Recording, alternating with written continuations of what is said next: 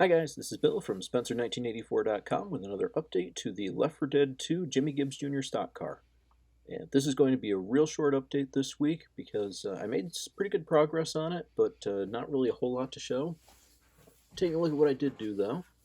Got the lower fascia painted and installed, got the front grille and bumper installed, and in the game, none of the trim looked like bright chrome. It looked like probably a really dark gray or maybe even black. So I stripped it and repainted it some Tamiya TS38 gunmetal. And I've had a couple of people ask about what the best method for stripping chrome is, and let me show you what I use for it. A quick field trip to the shop here, and this is my setup for stripping chrome parts.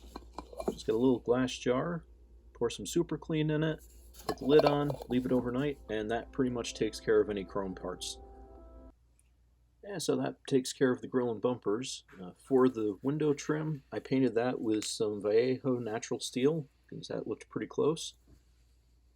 Got the Coca-Cola windows in it, and you can see the tint if you're looking at a light background through it, but otherwise I think this looks pretty good in here. Got the interior installed.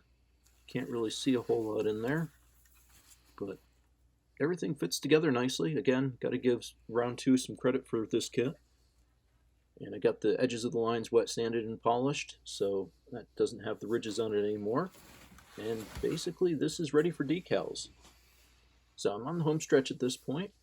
I've got to do the grill inserts, the chassis and wheels, the rear spoiler, and the decals. And while that sounds like a lot, it's really not too bad. Pretty much on schedule with this where I want it to be. So next week is going to be the end of October and the final update to this project. I'll be doing the final assembly work and showing off the finished model, so you can check back then, and thanks for watching.